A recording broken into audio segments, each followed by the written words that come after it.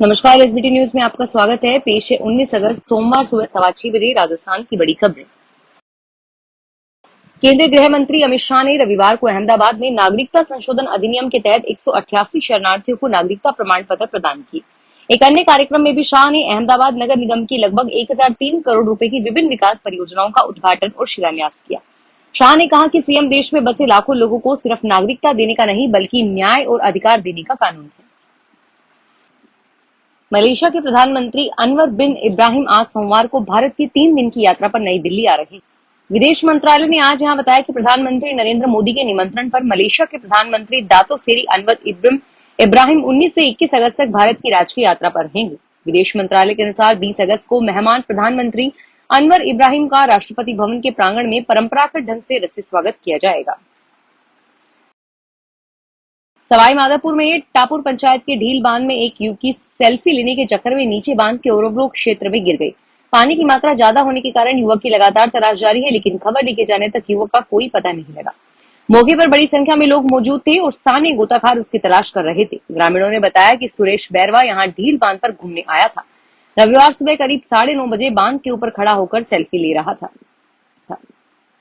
उच्चतम न्यायालय ने कोलकाता के आरजीकर मेडिकल कॉलेज व अस्पताल के स्नातकोत्तर प्रशिक्षु डॉक्टर के साथ कथित दुष्कर्म मामले को रविवार को स्वतः संज्ञान लिया और 20 अगस्त को सुनवाई करेगा। मुख्य न्यायाधीश डी.वाई. चंद्रचूड़ और न्यायमूर्ति मनोज मिश्रा की पीठ कल 20 अगस्त 2024 को स्वतः संज्ञान मामले की सुनवाई करेगी। प्रधानमंत्री के प्रधान सचिव डॉक्टर पी.के. मिश्रा ने रविवार को यहां एक उच्च स्तरीय बैठक में देश में एमपॉक्स यानी मंकी पॉक्स से निपटने की तैयारियों की स्थिति के एवं और स्वास्थ्य उपायों की समीक्षा की। उन्होंने कहा कि प्रधानमंत्री मोदी एमपॉक्स की स्थिति पर लगातार नजर बनाए हुए हैं और उनके निर्देश पर यह बैठक आयोजित की गई है। नरेंद्र मोदी सरकार की नेबरहुड फरूट नीति की सफलता दिल्ली की अरावली पहाड़ियों के बीच साउथ एशियन यूनिवर्सिटी यानी दक्षिण एशियाई विश्वविद्यालय के 100 एकड़ में फैले परिसर में साफ तौर पर झलकती है। 8 सदस्यीय सार्क देशों की सरकारों के आपसी सहयोग से स्थापित और संचालित इस अंतर्राष्ट्रीय विश्वविद्यालय के अध्यक्ष का पद संभालने से पहले भारत में कई विश्वविद्यालयों के करीब 1.5 दशक तक संस्थापक कुलपति रहे 76 वर्षीय जाने माने शिक्षाविद प्रोफेसर के अग्रवाल ने इसकी खासियत समेत विभिन्न मुद्दों पर मीडिया से बातचीत की।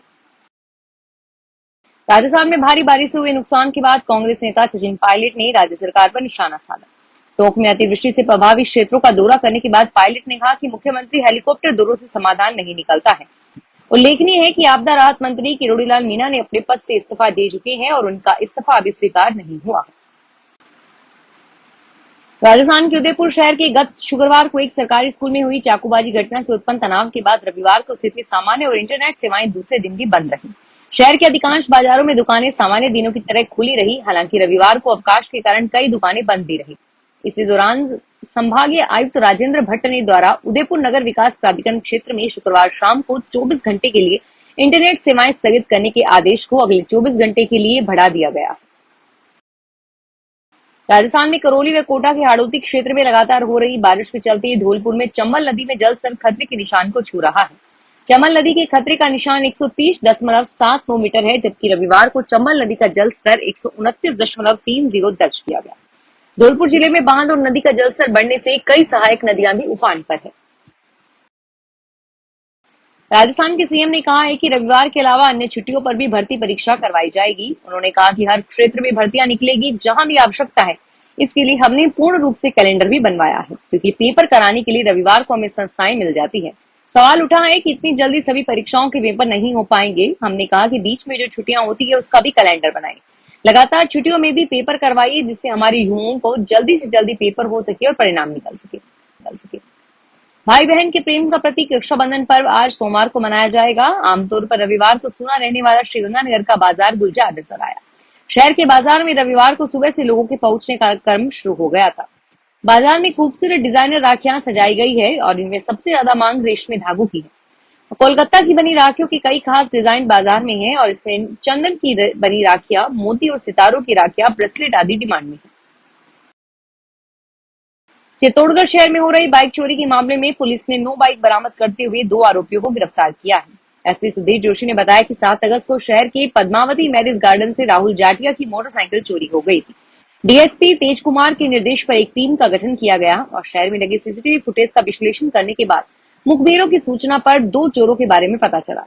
पुलिस की टीम ने ठिकानों पर से राधेश्याम, नीमच, ईश्वर, कालू को गिरफ्तार किया है, जिनके पास से 9 बाइक बरामद हुए हैं।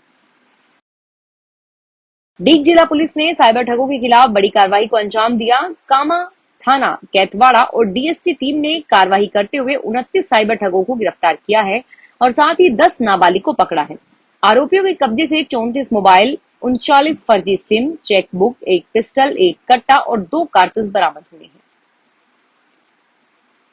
रक्षाबंधन को लेकर प्रदेश में महिलाएं आज रात 12 बजे से अगले 24 घंटे तक रोडवेज बसों में फ्री यात्रा कर सकेगी। फ्री यात्रा की सुविधा आज रात 12 बजे के बाद राजस्थान राज्य पथ परिवहन निगम की बसों में महिलाओं के लिए निःशुल्क शुरू होगी। फ्री यात्रा की सुविधा एसी वोल्वो बसों में नहीं रहेगी। उपराष्ट्रपति जगदीप धनखड़ ने अंगदान किया जाना मानव स्वभाव का सर्वोच्च नैतिक उदाहरण बताते हुए रविवार को कहा कि अंगदान को कमजोर वर्ग के लोगों के शोषण का क्षेत्र नहीं बनाया जा सकता। धनखड़ ने अंगदान करने वालों के परिजनों के सम्मान में यहां बिरला सभागार में आयोजित एक कार्यक्रम को संबोधित किया और कहा कि भारत की संस्कृति बलिदानियों की संस्कृति है। उन्होंने नागरिकों के अंगदान के प्रति जागरूक प्रयास करने का आग्रह किया और कहा कि मानव शरीर समाज कल्याण का साधन बन सकता है, परंतु अंगदान को व्यावसायिक लाभ के लिए कमजोर वर्ग के शोषण का क्षेत्र नहीं बनने दिया जा सकता। फिलहाल इस बुलेटिन में इतना ही और फिर हाजिर होंगे तमाम बड़ी खबरों के साथ। धन्यवाद।